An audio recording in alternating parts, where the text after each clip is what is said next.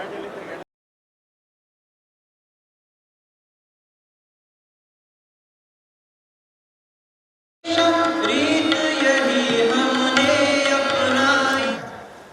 ನಂತರ ನಾವೆಲ್ಲ ಯೋಚನೆ ಮಾಡಿ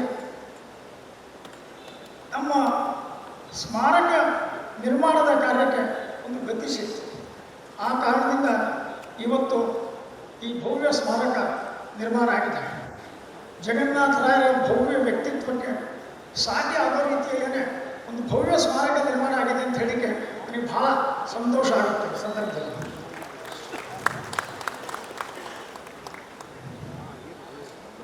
ವಾಸ್ತು ನಿರ್ಮಾಣ ಆದ ನಂತರ ಅದರ ಬಗ್ಗೆ ಎರಡು ಮೂರು ಸಂಗತಿಗಳನ್ನು ನಿಮ್ಮ ಜೊತೆಗೆ ಹಂಚಿಕೊಳ್ಳಬೇಕು ಅಂದರೆ, ಈ ಭಾಗದಲ್ಲಿ ಪರಿವಾರದ ಎಲ್ಲ ಸಂಘಟನೆಗಳಿಗೂ ಕೂಡ ಪ್ರಶಿಕ್ಷಣ ಕೇಂದ್ರವಾಗಿ ಈ ಸ್ಮಾರಕದ ಉಪಯೋಗ ಆಗಬೇಕು ಅನ್ನೋ ದೃಷ್ಟಿಯಿಂದ ಮೇಲಿನ ಮಹಡಿಯಲ್ಲಿ ಸುಮಾರು 180 ಜನ ವಸತಿ ಮಾಡಿ ಪ್ರಶಿಕ್ಷಣ ತಗೋಬೇಕು, ಆ ರೀತಿಯ ಒಂದು ವ್ಯವಸ್ಥೆ ಇದೆ. ಅದರ ಕೆಳಗಿನ ಮಹಡಿಯಲ್ಲಿ ಒಂದು 650 ಜನ ಕೂತ್ಕೊಳ್ಳೋದನ್ನ ಒಂದು ಸಭಾಗೃಹ ಇದೆ. ಅದರ ಕೆಳಗಡೆ ಒಂದು ಭೋಜನ ಶಾಲೆ, ಒಂದೇ ಕಾಲಕ್ಕೆ 400 ಜನ ಭೋಜನ ತಗೋಬಹುದು, ಆ ರೀತಿ ವ್ಯವಸ್ಥೆ ಅಲ್ಲಿ. ಅದೇ ರೀತಿ ಒಂದು ಸುಸಜ್ಜಿತವಾದಂಥ ಪಾಕಶಾಲೆ ಕೂಡ ನಿರ್ಮಾಣ ಆಗಿದೆ. ಆ ಪಾಕಶಾಲೆಯಲ್ಲಿ ಎಲ್ಲ ವ್ಯವಸ್ಥೆಗಳು ಇದೆ. ಈ ರೀತಿ ಜನಕಲ್ಯಾಣ ಟ್ರಸ್ಟಿನ ಆಶ್ರಯದಲ್ಲಿ ವತಿಯಿಂದ ಈ ಒಂದು ಜಗನ್ನಾಥರಾವ್ ಜೋಶಿಯವರ ಭವ್ಯ ಸ್ಮಾರಕ ನಿರ್ಮಾಣ ಆಗಿದ್ದು, ನಮಗೆ ನಿಮಗೆಲ್ಲರಿಗೂ ಕೂಡ ಜಗನ್ನಾಥರನ್ನು ನೋಡಿದವರಿಗೆ, ಅವರ ಭಾಷಣ ಕೇಳಿದವರಿಗೆ ನಮಗೆಲ್ಲರಿಗೂ ಕೂಡ ಒಂದು ಸಂತೋಷದ ಸಂಗತಿ.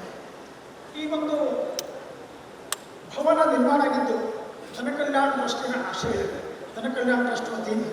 ಜನಕಲ್ಯಾಣ ಟ್ರಸ್ಟಿನ ಕೆಲವು ಸಂಗತಿಗಳನ್ನು ನಮ್ಮ ಜೊತೆಗೆ ಹಂಚ್ಕೋಬೇಕಂತ ನಾನು ಬಯಸ್ತೀನಿ.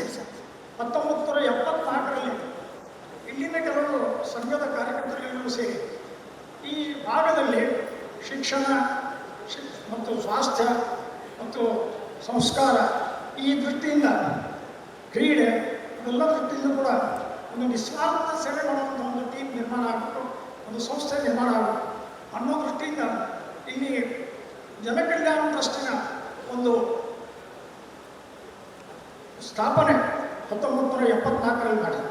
ಆ ಹೊತ್ತಿನಲ್ಲಿ ಬಸವರಾಜ ಕಲಬುರ್ಗಿಯವರು, ಶ್ರೀ ಗಣಪತರಾವ್ ಕುಲಕರ್ಣಿಯವರು, ಶ್ರೀ ಮೋಹನ್ ದಾತೆ ವಕೀಲರು, ಪಾಂಡುರಂಗ ನಿಖಾರಿಯವರು, ಹರಿಯೋ ಒಸೆ ಮುಂತಾದ ಎಲ್ಲ ಸಂಘದ ಸ್ವಯಂ ಸೇವಕರು ಕಾರ್ಯಕರ್ತರು ಸೇರಿ ಈ ಒಂದು ಸಂಸ್ಥೆಗೆ ಹುಟ್ಟು ಹಾಕಿದರು.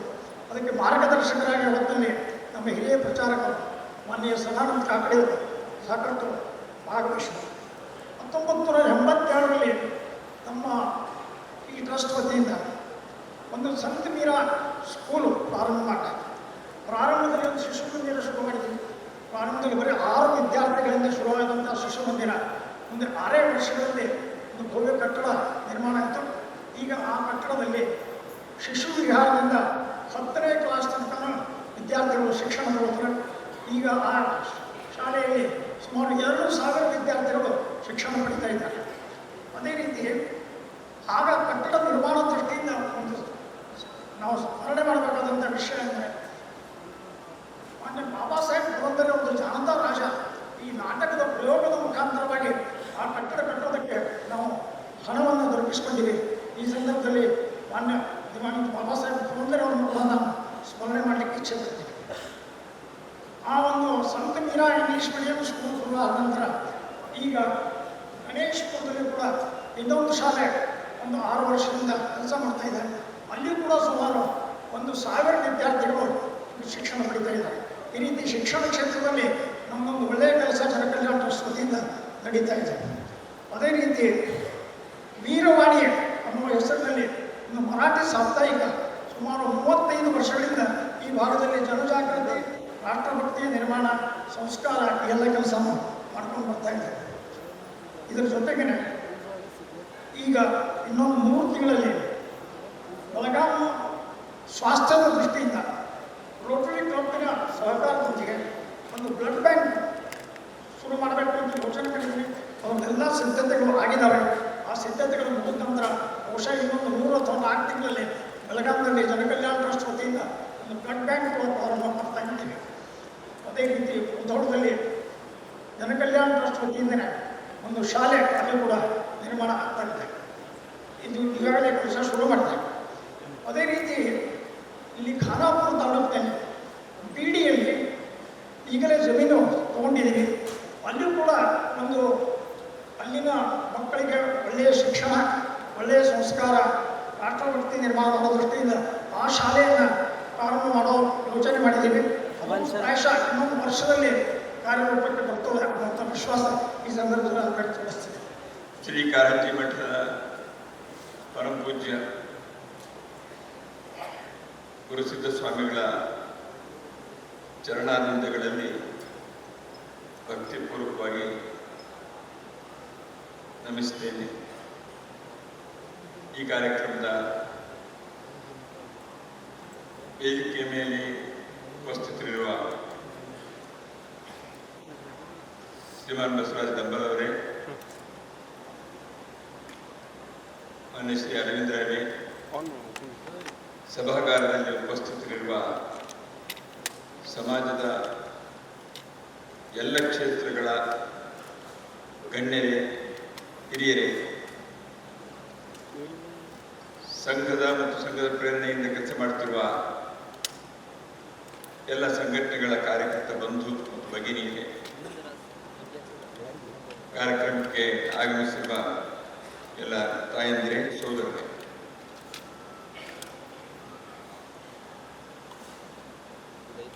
बेलगाम में बात करते समय सोचना पड़ता है। सोचना इसलिए पड़ता है कि बोलना क्या है, और दूसरे भी सोचना पड़ता है बोलना किस भाषा में। ನಮ್ಮ संघದ ಒಬ್ಬರು ಪ್ರಚಾರಕರು शिवराज तेलंग जी करके थे, मुंबई महाराष्ट्र में वो कार्य किए। कारवार से उनका संबंध में था, जैसे हमारे बाबूराव देसाई जी के। तो उन्होंने वहाँ एक सम्मेलन का आयोजन 1-2 बार किया था। सम्मेलन का नाम था कोकम सम्मेलन। कोकम तो एक जूस बनाने के लिए पश्चिम घाटी क्षेत्र में, समुद्र के किनारे के क्षेत्र में मिलता है। कोकम सर्वत कोकम सम्मेलन ಅಂದ್ರೆ कोंकणी कन्नड़ मराठी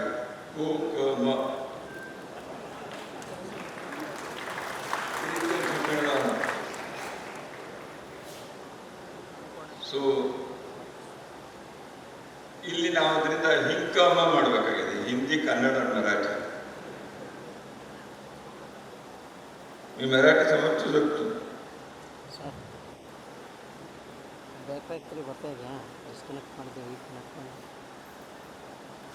सहा वर्ष मुंबईमध्ये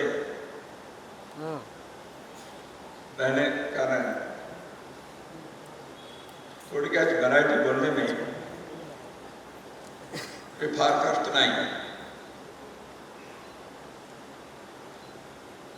ಹಿಂದಿನಲ್ಲಿ ಹೇಳಿದ್ರೆ ಎಲ್ರಿಗೂ ಅನುಕೂಲ ಅಂತ ಹೇಳಿ ನಮ್ಮ ಕೆಲವರು ಹಿರಿಯರು ಇಲ್ಲಿ ಹೇಳಿದ್ರು. सर्वप्रथम मैं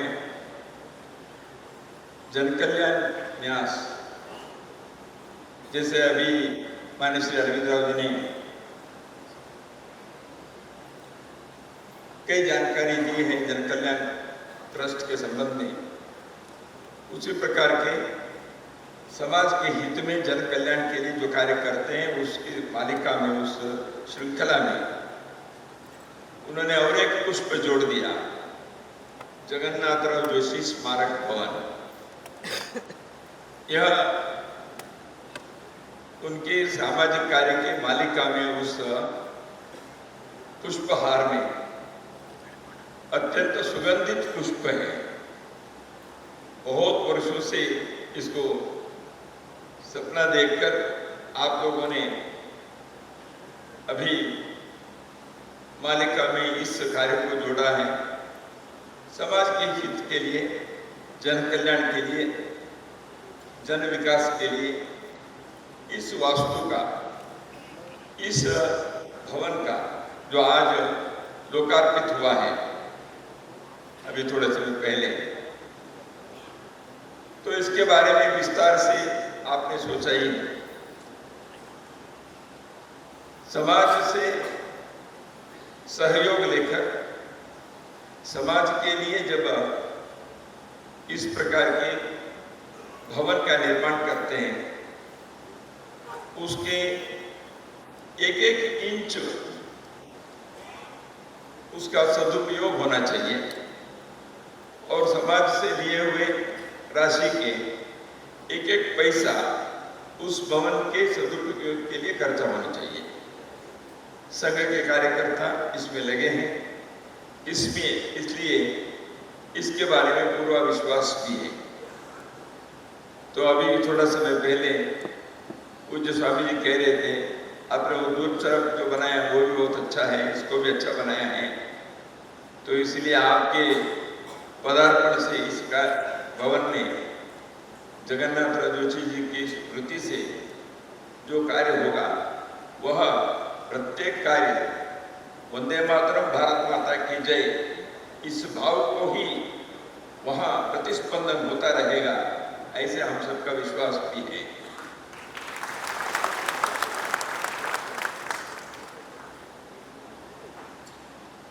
ಮಾನ್ಯ ಜಗನ್ನಾಥರಾಯರ ಬಗ್ಗೆ ಈಗಾಗಲೇ ಒಂದು फिल्म ನಾವು ನೋಡಿದ್ವಿ। जगन्नाथराय जी कौन थे, क्या थे, बेलगाम के लोगों को बताने की जरूरत नहीं है, लेकिन नई पीढ़ी के लिए जगन्नाथराय जी को वो सुनते हैं थोड़ा पुरानी पीढ़ी से, जिन्होंने जगन्नाथराय जी को देखा नहीं है, सुना नहीं है, उनको जगन्नाथराय जी को जिन्होंने देखा है, सुना है, उनसे डांट खाया है, उनके प्यार का अनुभव किया है, ऐसे लोगों से हम जब कहते हैं तो एक अलौकिक आनंद उनके चेहरे पर दिखाई देता है। ऐसे व्यक्ति थे क्या? सामान्यतः जगन्नाथ जी के बारे में कहते समय उनके हास्य प्रवृत्ति, विनोदी प्रवृत्ति के बारे में ही अधिक बताया जाता है। लेकिन जगन्नाथ जी के जीवन के बारे में जानने वाले प्रत्येक व्यक्ति को यह भी मालूम है उस हास्य के पीछे, उन चुटकुलों के पीछे, उस विनोदी चेहरे के पीछे एक अद्भुत साधना के जीवन में संघर्ष किए हुए उस इतिहास के देश के लिए अपने सर्वस्व लोकार्पण करने चाहिए, इस परमोच्च भावना के एक समुच्चय उसके पीछे था। वो हंसते थे, हंसाते थे, लेकिन मन के अंदर वो रोते भी थे तो किस लिए रोते थे? वैसे जगन्नाथराव जी रोने वाले नहीं थे, वीर जगन्नाथराव थे। गोवा के संघर्ष में उन्होंने अपनी वीरता का प्रदर्शन किया।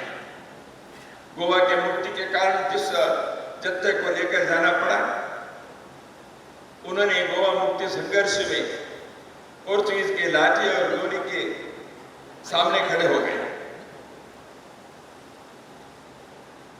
तो इसलिए वैसे जगन्नाथराव जी व्यक्तित्व से कमजोर तो नहीं थे, पक्के आदमी थे, संघ के स्वयंसेवक, देश के लिए अपने जीवन को गढ़ने वाला, हजारों लोगों को प्रेरणा देने वाले, ऐसे एक सिंह सदृश व्यक्तित्व जगन्नाथराव जी का। लेकिन समाज के कष्ट के ಎಲ್ಲರಿಗೂ ನಮಸ್ಕಾರ। ಇವತ್ತಿನ ಈ ಸುಂದರ ಕಾರ್ಯಕ್ರಮದಲ್ಲಿ ಸ್ವರ್ಗೀಯ ಶ್ರೀ ಜಗನ್ನಾಥರಾವ್ ಜೋಶಿ ಸ್ಮಾರಕ ಭವನದ ಲೋಕಾರ್ಪಣೆಯ ಈ ಭಾವಪೂರ್ಣ ಕಾರ್ಯಕ್ರಮದ ದಿವ್ಯ ಸಾನ್ನಿಧ್ಯವನ್ನು ವಹಿಸಿರುವ ಪರಮ ಪೂಜ್ಯ ಸ್ವಾಮೀಜಿಯವರ ಶರಣಾರವಿಂದಗಳಲ್ಲಿ ಒಡಮಟ್ಟು ಇಂದಿನ ಕಾರ್ಯಕ್ರಮದ ವೇದಿಕೆ ಮೇಲೆ ಆಸೀನರಾಗಿರುವ ರಾಷ್ಟ್ರೀಯ ಸ್ವಯಂ ಸೇವಕ ಸಂಘದ ಮಾನ್ಯ ಸರಕಾರವರಾದ ದತ್ತಾತ್ರೇಯ ಹೊಸಮಾಳೆ ಅವರೇ, ಜನಕಲ್ಯಾಣ ಟ್ರಸ್ಟ್ನ ಅಧ್ಯಕ್ಷರಾದ ಸನ್ಮಾನ್ಯ ಶ್ರೀ ಅರವಿಂದರಾಯರೇ, ಜಗನ್ನಾಥರಾಯರ ಮೇಲಿನ ಅಭಿಮಾನ ಹಾಗೂ ಶ್ರದ್ಧೆಯಿಂದ ದೂರದ ಊರುಗಳಿಂದ ಆಗಮಿಸಿ ಈ ಕಾರ್ಯಕ್ರಮದ ಸಡಗರವನ್ನು ಹೆಚ್ಚಿಸಿರುವ ಎಲ್ಲ ಸಮಾಜ ಬಂಧುಗಳೇ, ಮಾತಾ ಭಗಿನಿಯರೇ, ತಮಗೆಲ್ಲರಿಗೂ ಈ ಕಾರ್ಯಕ್ರಮಕ್ಕೆ ನನ್ನ ಹಾರ್ದಿಕ ವಂದನೆಗಳು. ಕರ್ನಾಟಕದಲ್ಲಿ ಸಂಘದ ಕಾರ್ಯದ ಬೀಜಾರೋಪಣ ಬೆಳಗಾವಿ ಜಿಲ್ಲೆಯ ಚಿಕ್ಕೋಡಿಯಿಂದಲೇ ಆಯಿತು. ಇದೇ ಬೆಳಗಾವಿಯಿಂದಲೇ ಕರ್ನಾಟಕದ ಸಂಘ ಕಾರ್ಯದ ಅಡಿಗಲ್ಲುಗಳಂತೆ ಗಟ್ಟಿಯಾಗಿ ನಿಂತು ಹಲವು ಶ್ರೇಷ್ಠ ಕಾರ್ಯಕರ್ತರು ನಿರ್ಮಾಣಗೊಂಡರು. ಕರ್ನಾಟಕದ ಮೊದಲ ಪ್ರಾಂತ ಸಂಘ ಚಾಲಕರಾಗಿ ಮಾನ್ಯ ಶ್ರೀ ಅಪ್ಪಾಸಾಹೇಬ್ ಜಿಲಿಗಿರಿ, ಸದಾನಂದ ಕಾಕಡೆ, ಹರಿಬಾಬು ವಜೆ ಹೀಗೆ ಹಲವು ರತ್ನದೀಪಗಳು ನಮ್ಮ ಮುಂದೆ ಈಗಲೂ ಪ್ರಕಾಶಮಾನವಾಗಿ ಬೆಳಗುತ್ತಿವೆ. ಅದೇ ರೀತಿಯಲ್ಲಿ ಮತ್ತೊಂದು ದೀಪ ದಿವಂಗತ ಶ್ರೀ ಜಗನ್ನಾಥರಾವ್ ಜೋಶಿಯವರು. ಅವರ ಜೀವನದ ಹಲವು ಮುಖಗಳನ್ನು ಈಗಾಗಲೇ ಸವಿಸ್ತರವಾಗಿ ನಮ್ಮ ಮಾನ್ಯ ಸರಕಾರವಾರು ತಮ್ಮ ಮುಂದೆ ಬಿಡಿಸಿಟ್ಟಿದ್ದಾರೆ. ಜಗನ್ನಾಥರಾಯರ ಜನ್ಮ ಶತಾಬ್ದಿಯ ಸಂದರ್ಭದಲ್ಲಿ ಕಂಡ ಈ ಭವನದ ಕನಸು ಸಂಘ ಶತಾಬ್ದಿಯ ವರ್ಷದಲ್ಲಿ ಸಾಕಾರಗೊಂಡು ಮಾನ್ಯ ಸರಕಾರವಾರಾದ ದತ್ತಾತ್ರೇಯಜಿಯವರ ಅಮೃತ ಹಸ್ತದಿಂದ ಲೋಕಾರ್ಪಣೆಯಾಗುತ್ತಿರುವುದು ಯೋಗಾಯೋಗವೇ ಸರಿ. ಜಗನ್ನಾಥರಾಯರ ಸಂಘ ಸಮರ್ಪಿತ ತಪೋಮಯ ಜೀವನವು ಈ ರೀತಿ ಈಗಾಗಲೇ ತಿಳಿಸಿದ ರೀತಿಯಲ್ಲಿ ಈ ಭವನವು ಸಮಾಜಕ್ಕೆ ಅವರು ಹೇಗೆ ತೊಡಗಿಸಿಕೊಂಡರೋ ಅದೇ ರೀತಿಯಲ್ಲಿ ಸದಾ ಪ್ರೇರಣೆ ನೀಡುತ್ತಾ, ಹಾಗೆ ನಮ್ಮೆಲ್ಲರಿಗೂ ಮೌನವಾಗಿ ನಮ್ಮ ಆತ್ಮಾಲೋಕನ ಮಾಡಿಕೊಳ್ಳುವ ಒಂದು ಸಂದರ್ಭ ತಂದೊದಗಿಸಿ ನಾವು ಸಮಾಜದಲ್ಲಿ ಹೇಗೆ ಹೆಚ್ಚಿನ ಪ್ರಮಾಣದಲ್ಲಿ ತೊಡಗಿಸ್ಕೋಬೋದು ಅನ್ನೋದಕ್ಕೆ ಅವರಿಂದ ಪ್ರೇರಣೆ ತಗೊಂಡು ಮುಂದೆ ಸಾಗಬಹುದಾಗಿದೆ. ಅವರ ಜೀವನದ ಸಮರ್ಪಣೆ, ಸರಳ ಜೀವನ ಇವೆಲ್ಲವೂ ನಮ್ಮ ಜೀವನದಲ್ಲಿ ಪ್ರಕಟವಾಗುತ್ತಾ ಈ ಪ್ರಶ್ನೆಗಳಿಗೆ ಉತ್ತರ ಕಂಡುಕೊಳ್ಳಲು ಈ ಕಾರ್ಯಕ್ರಮವು ಒಂದು ಸಂದರ್ಭ ಒದಗಿಸಿದೆ ಎಂದು ನನ್ನ ಭಾವನೆ. ಬೆಳಗಾವಿಯಲ್ಲಿ ಈಗಾಗಲೇ ಈ ರೀತಿಯ ಸೇವಾ ಕಾರ್ಯಗಳನ್ನು ನಡೆಸುತ್ತಾ ಬಂದಿರುವ ಜನಕಲ್ಯಾಣ ಟ್ರಸ್ಟು ಅರವಿಂದರಾಯರು ಹೇಳಿದ ರೀತಿ ಶಾಲೆಗಳಾಗಿದೆ. ಹಾಗೆ ಸಮಾಜ ಸೇವೆಯನ್ನು ತೊಡಗಿಸ್ಕೊಂತ ಹೆಚ್ಚಿನ ಪ್ರಮಾಣದಲ್ಲಿ ಪಸರಿಸುತ್ತಾ ಇದೊಂದು ಭವನವನ್ನು ನಿರ್ಮಿಸಿ ತನ್ನ ಮುಡಿಗೆ ಮತ್ತೊಂದು ಗರಿಯನ್ನು ಏರಿಸಿಕೊಂಡಿದೆ. ಇನ್ನು ಅದೇ ರೀತಿಯೇ ಇನ್ನು ಹೆಚ್ಚಿನ ಪ್ರಮಾಣದಲ್ಲಿ ಸಮಾಜದ ಚಟುವಟಿಕೆಯಲ್ಲಿ ಜನಕಲ್ಯಾಣ ಟ್ರಸ್ಟ್ ತೊಡಗಿಸುತ್ತೆ ಅನ್ನೋದು ನಂಬಿಕೆ. ಈ ಭವನವು ಬರುವ ದಿನಗಳಲ್ಲಿ ಸಮಾಜಮುಖಿಯಾಗಿ ಎಲ್ಲ ಚಟುವಟಿಕೆಗಳಿಗೂ ಆಸರೆಯಾಗಿ ಪ್ರೇರಣೆಯಾಗಿ ನಮಗೆಲ್ಲರಿಗೂ ಆಶ್ರಯ ನೀಡುತ್ತಾ ಇರಲಿ ಅಂತ ಹಾರೈಸುತ್ತಾ ಮತ್ತೊಮ್ಮೆ ಎಲ್ಲರಿಗೂ ನನ್ನ ವಂದನೆಗಳನ್ನು ತಿಳಿಸುತ್ತಾ ನನ್ನ ಮಾತುಗಳಿಗೆ ವಿರಾಮ.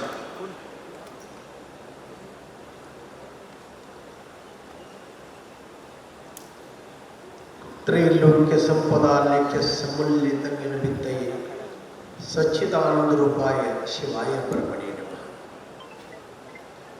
ಬೆಳಗಾವಿ ಜನಕಲ್ಯಾಣ ಟ್ರಸ್ಟ್ ವತಿಯಿಂದ ಕರ್ನಾಟಕ ಕೇಸರಿಯಂದೇ ಖ್ಯಾತಿ ಪಡೆದ ಶ್ರೀ ಜಗನ್ನಾಥರಾವ್ ಜೋಶಿ ಸ್ಮಾರಕ ಭವನ ಲೋಕಾರ್ಪಣಾ ಸಮಾರಂಭದ ಅಧ್ಯಕ್ಷತೆ ವಹಿಸಿರುವ ಉತ್ತರ ಕರ್ನಾಟಕ ರಾಷ್ಟ್ರೀಯ ಸ್ವಯಂ ಸಂಘದ ಪ್ರಾಂತ ಸಂಘ ಚಾಲಕರಾದ ಸನ್ಮಾನ್ಯ ಆದರಣೀಯ ಶ್ರೀ ಬಸವರಾಜ್ ಡಂಬಳವರೇ,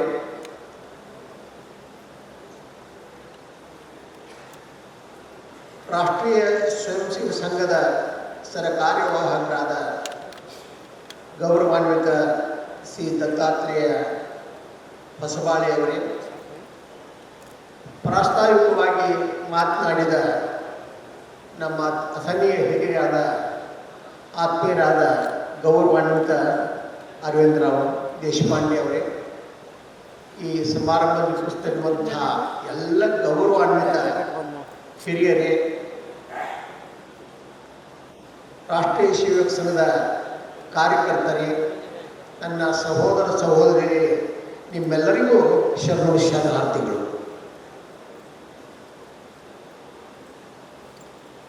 ಈಗ ಕೆಲವು ದಿನಗಳ ಹಿಂದೆ ಕಾಗವಾಡಿಜಿಯವರು ಎಲ್ಲ ಜಗನ್ನಾಥರಾವ್ ಜೋಶಿ ಭವನ ಉದ್ಘಾಟನೆ ಇದೆ, ಆ ಕಾರ್ಯಕ್ರಮ ನೀವು ಸಾನ್ನಿಧ್ಯ ವಹಿಸಬೇಕಂದಾಗ ನನಗೆ ಒಂಥರ ಖುಷಿಯಾಯಿತು. ಯಾಕಂದರೆ 1977ರಲ್ಲಿ ಅದರ ಪೂರ್ವ ಎಮರ್ಜೆನ್ಸಿ ಲಾಗುವಾಗಿತ್ತು. ಇಂದಿರಾಜಿಯವರ ಕಾಲದಲ್ಲಿ ಎಮರ್ಜೆನ್ಸಿ ತೆಗೆದ ಮೇಲೆ ಎಲ್ಲ ಪಕ್ಷಗಳು ಒಂದಾಗಿ ಜನತಾದಳ ಅಂತ ನಿರ್ಮಾಣ ಆಯಿತು. ಆ ಎಲೆಕ್ಷನ್ಗಾಗಿ ಜಗನ್ನಾಥರಾವ್ ಜೋಶಿಯವರು, ವಾಜಪೇಯಿಯವರು, ಅಡ್ವಾಣಿಯವರು ಇವರೆಲ್ಲರೂ ಬಂದಿದ್ದರು. ಆಗ ನಾನು ಬನಾರಸ್ ಹಿಂದೂ ವಿಶ್ವವಿದ್ಯಾಲಯದಲ್ಲಿ ಸಂಘದ ಕಾರ್ಯಕರ್ತನಾಗಿ, ವಿದ್ಯಾರ್ಥಿಯಾಗಿ ಅಲ್ಲಿ ನಾನು ಇರ್ತಾ ಇದ್ದೆ. ಏನೋ ನನಗೆ ವಾಜಪೇಯಿಯವರಿಗೆ ಭಾಳ ಅಭಿಮಾನ. ವಾಜಪೇಯಿಯವರ ಭಾಷಣ ಎಲ್ಲೇ ಇರಲಿ, BH ಗೇಟ್ ಇರಲಿ, ಬಿನಿಯಾಬಾಗ್ ಇರಲಿ, ಮೈದಾನ ಇರಲಿ, ಕ್ಯಾಂಪ್ ಇರಲಿ, ಕಾಶಿ ವಿದ್ಯಾಪೀಠ ಇರಲಿ, ಎಲ್ಲಿದ್ದರೂ ಕೂಡ ಸುಮಾರು 20 ಕಿಲೋಮೀಟರ್ ತನ್ನ ಮಿತ್ರರ ಜೊತೆಗೆ ಸೈಕಲ್ ಮೇಲೆ ಭಾಷಣಕ್ಕೆ ಹೋಗುವಂಥ ಹುಚ್ಚು ನನ್ನದಾಗಿದ್ದಾಗ. ಆ 77ರಲ್ಲಿ ಜನತಾದಳದ ವತಿಯಿಂದ ಜಗನ್ನಾಥರಾವ್ ಜೋಶಿಯವರು ಬಂದಿದ್ದರು.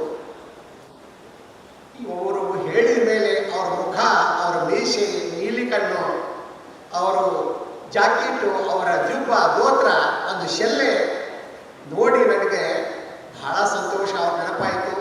ಇಲ್ಲ ಕಾಗವಾಡಿದವರೇ, ಈ ಕಾರ್ಯಕ್ರಮ ನಾವು ಬರ್ತೇನೆ. ನಾನು ಅಸ್ಸಾಂ ಹೊರಟಿದ್ದೇನೆ, ಗುವಾಹಟಿ ಹೊರಟಿದ್ದ ಒಂದು ಕಾರಣದಿಂದ ಒಂದು ದಿವಸ ಮುಂಚಿತವಾಗಿ ನೀವು ಬರ್ತೇನೆ, ಕಾರ್ಯಕ್ರಮ ತಪ್ಪಿಸೋದಿಲ್ಲ ಅಂತ ಹೇಳಿದೆ. ಆ ಪ್ರಕಾರವಾಗಿ ನಾನು ಒಂದು ದಿವಸ ಮುಂಚಿತವಾಗಿ ಬಂದೆ, ಈ ಕಾರ್ಯಕ್ರಮ ಭಾಗವಹಿಸಿದೆ. ನಾನು ಆ ದಿವಸ ಬಿನಿಯಾಬಾಗದಲ್ಲಿ ಜಗನ್ನಾಥರಾವ್ ಜೋಶಿಯವರು ಹಿಂದಿಯಲ್ಲಿ ಇಂಥ ನಿರರ್ಗಳವಾಗಿ ಭಾಷಣ ಕೊಟ್ಟರಲ್ಲ. ಆಪತ್ಕಾಲ ಸ್ಥಿತಿಯಲ್ಲಿ ಜನರ ಮೇಲೆ ಆದ ಅನ್ಯಾಯ, ರಾಷ್ಟ್ರ ಪ್ರೇಮ, ರಾಷ್ಟ್ರ ಸಂಘಟನೆ ನೀವೆಲ್ಲ ಆಗದಿದ್ದರೆ ನಮ್ಮ ದೇಶ ಉಳಿಯುವುದಿಲ್ಲ ಅನ್ನೋ ಮಾತನ್ನು ಬಹಳ ಮಾರ್ಮಿಕವಾಗಿ ಮನಮುಟ್ಟುವಂತೆ ಅವರು ಭಾಷಣ ಮಾಡಿ ಹೇಳಿದರು. ವಾಜಪೇಯಿ ಅವರು ಚೆನ್ನಾಗಿ ಮಾತಾಡೋರು, ಅವ್ರಿಗೆ ಮಾತಾಡೋರು. ಬಹುಶಃ ರಾಜನಾರಾಯಣ ಅವರು ಆ ಸಮಯದಲ್ಲಿ ಇದ್ದರು ವೇದಿಕೆ ಮೇಲೆ, ನನಗೆ ಗೊತ್ತಿದ್ದಾಗೆ. ಅವರೆಲ್ಲರ ಭಾಷಣ ಆದ ಮೇಲೆ ಮರುದಿವಸ ನಮ್ಮ ಬನಾರಸ್ನಲ್ಲಿ ಹನುಮಾನ್ ಘಾಟ್ ಅಂತಿದೆ, ಅಲ್ಲಿ ಕರ್ನಾಟಕ ಸಂಘ ಇದೆ. ಬಹುಶಃ ಬೆಳಗಾವಿಯವರು RJ ಗರ್ಗಲ್ಲಿ ಅಂತಿದ್ದರು, ಅವರು ಸಹಿತ ಅಲ್ಲಿ ಡೀನ್ ಆಗಿದ್ದರು.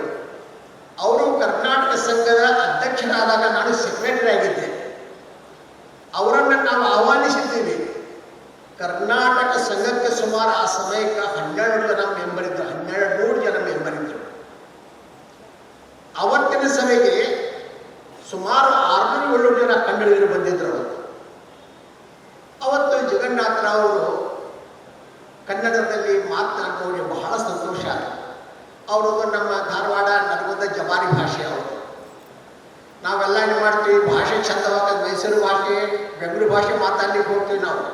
ಹಾಗಲ್ಲ, ಅವ್ರದ್ದು ಧಾರವಾಡದ ಜವಾರಿ ಭಾಷೆನೂ ಮಾತಾಡ್ತಿದ್ರು. ಅವರು ಎಲ್ಲರೂ ಮಾತಾಡ್ತಿದ್ರು. ಯಾವುದೇ ಮಾತಾಡಿದರೂ ಕೂಡ ಅರ್ಥಗರ್ಭಿತವಾಗಿ ಮನಮುಟ್ಟುವಂತೆ ಇದ್ದದ್ದನ್ನು ಇದ್ದಂತೆ ಮಾತನಾಡೋದ್ರಿಂದ ಕೇಳುವರ ಮನುಷ್ಯರ ಮೇಲೆ ಬಹಳ ಒಳ್ಳೆಯ ಪರಿಣಾಮ ಆಗುತ್ತೆ ನಾವು ತಿಳ್ಕೋಬೇಕು. ಅವರು ಹಾಸ್ಯ ಪ್ರವೃತ್ತಿ ಮಾಡಿದ್ದವರಲ್ಲಿ ಅವರು ಬನಾರಸಕ್ಕೆ ಕರ್ನಾಟಕ ಸಂಘ ಬಂದಾಗ ಮುಗಿದ ಮೇಲೆ ಕೇಳಿದರು, ಉಪಹಾರ ಏನಂತ ಕೇಳಿದ್ರು. ನನ್ನ ಇಲ್ಲ ಇಡ್ಲಿ ಉಪ್ಪಿಟ್ಟು. ಏನ್ರಿ ಸ್ವಾಮಿಗಳೇ, ಬನಾರಸ್ದಲ್ಲಿ ಮಿರ್ಚಿ ಬಜಿ, ಪಕೋಡಿ, ಸಮೋಸ, ಆಮೇಲೆ ಅಟಂ ಬಾಂಬ್ ಅಂತ ಮಾಡ್ತಾರಂತೆ ಸ್ವೀಟ, ಅದನ್ನೆಲ್ಲ ಕೊಡದು ಬಿಟ್ಟು ಇದನ್ನು ಕೊಡ್ತಾ ಇದ್ದಿಲ್ಲ ಅಂದಾಗ ತಕ್ಷಣ ಒಬ್ಬರ ಕಾರ್ಯಕರ್ತ ಕಳಿಸಿ ನಾವು ತಂದು ಕೊಟ್ಟಾಗ ಬಹಳ ಸಂತೋಷದ ತಿಂದರು ಅವರು. ಅವಾಗ ಹೇಳಿದರು, ಈ ನನ್ನ ಮನಸ್ಸಿನ ಸಮಾಧಾನ ಶಾಂತಿ ಆತನೋ ಅಂತ. ಎಲ್ಲ ಹೋಗಲ್ಲಿ ಹಾಸ್ಯ ಚಟಾಕಿ. ಒಮ್ಮೆ ನಾಗ್ಪುರದಲ್ಲಿ ಬೈಠಕ್ ಹೊರಟಿದ್ರು. ಸಿಗ್ನಲ್ ಬಂತು, ಗಾಡಿ ನಿಂತು. 3 ಜನ ಮುಂದೆ ಕುಳಿತಿದ್ದರು, ಇದು ಕೂತು ಮುಂದೆ 2 ಕೂತಿದ್ದರು. ಒಬ್ಬ ಭಿಕ್ಷುಕ ಬಂದು ಏನಂದ ಅಂದರೆ, ಕುछ पैसा दो दो बाबा, बाल बच्चों का भला ही होगा ಅಂತಂದ. ಇವರೇನು ಹೇಳಿದ್ರು, ಅವ್ರು ದುಡ್ಡು ಕೊಟ್ಟರು, इनके बाल नहीं है, मेरे बच्चे नहीं है. ಅವ್ರಿಗೆ ಕೂದಲಿಲ್ಲ, ನನಗೆ ಮಕ್ಕಳಿಲ್ಲ, ಸನ್ಯಾಸಿ, ನನಗೆ ಮಕ್ಕಳು ಬರಬೇಕು. ಅವ ಭಾವ ಏನಂತವನು ವಿಚಿತ್ರಾಗಿ ಅವಾಗೇನು ಅರ್ಥ ಆಗ್ತದೆ ಗೊತ್ತಿಲ್ಲ ಅಂತ ಈ ರೀತಿ ಹಾಸ್ಯರು ನೋಡಿ. ಕಳೆಗಾಲದಲ್ಲಿ ಪುಣಾದಲ್ಲಿ ಅನಾರೋಗ್ಯದಿಂದಿದ್ದರು. ಸಕ್ಕರೆ ಕಾಯಿಲೆ ಬಹಳ ಕಾಡ್ತಾ ಇದ್ದು. ಅವರ ಅಭಿಮಾನಿಗಳು ಹಾರ ತಗೊಂಡು ಬಂದ್ರೆ ಅವ್ರಿಗೆ ಹಾಕಕ್ಕ. ಅವ್ರು ಏನನ್ಬೇಕು, ಹಾರ ತರುವ ಮಧ್ಯೆ ಆಹಾರ ತಂದಿದ್ರೆ ಭಾಳ ಚೆನ್ನಾಗಿರ್ತಲ್ಲ ಅಂತಂದ್ರು. ಚಕ್ಕಲಿ, ಚೂಡ, ಮಿರ್ಚಿ ಬಜಿ ಇವರು ತಂದಿದ್ರೆ ಭಾಳ ಚೆನ್ನಾಗಿರ್ತದೆ ಅಂತ ಹೇಳಿದರು. ಆ ಸಮಯಕ್ಕೆ ಅವ್ರಿಗೆ ಕಾಯಿಲೆ ಉಲ್ಬಣಿಸಿತು. ಬಹಳ ತ್ರಾಸ ಆಗ್ತಿತ್ತು ಪಾಪ. ಆದರೆ ಕಣ್ಣೀರು ಬರೀ ತೋರಿಸ್ಲಿಲ್ಲ. ಆದರೆ ಅವ್ರಿಗೇನು, ನನ್ನ ತೊಂದರೆಯನ್ನು, ನನ್ನ ರೋಗನ್ನ, ನನ್ನ ತ್ರಾಸನ್ನು ಮತ್ತೊಬ್ಬರಿಗೆ ನೋವು ಮಾಡಬಾರ್ದು ಅಂತ ತಿಳ್ಕೊಂಡು ಅವರನ್ನು ನಗಿಸಿ ಸಂತೋಷಪಡಿಸಿ ಹೊರಗೆ ಕಳಿಸ್ತಿದ್ರು. ಅಲ್ಲಿ ಬರುವಂಥ ಅತಿಥಿಗಳು ಹೊರಗೆ ಹೋಗ್ಬೇಕು, ಕಣ್ಣೀರು ತೆಗೆದು, ಎಂಥ ಮಹಾನುಭಕ್ತಿ ಜಗನ್ನಾಥರಾಯರಪ್ಪ, ಇಷ್ಟು ತೊಂದರೆಗಳಿದ್ದರೂ ಕೂಡ ಅದನ್ನು ಮುಚ್ಚಿಕೊಂಡು ನಮ್ಮನ್ನು ನಗಿಸ್ತಾ ಇದ್ದಾರಲ್ಲ. ಅದಕ್ಕೆ ನಾವು ಹೇಳೋದು, ಇಂಥವರಿಗೆ ದೇವಮಾನವರು ನಿಜವಾದ ರಾಷ್ಟ್ರಭಕ್ತರಿಂದ ನಾವು ಇವರಿಗೆ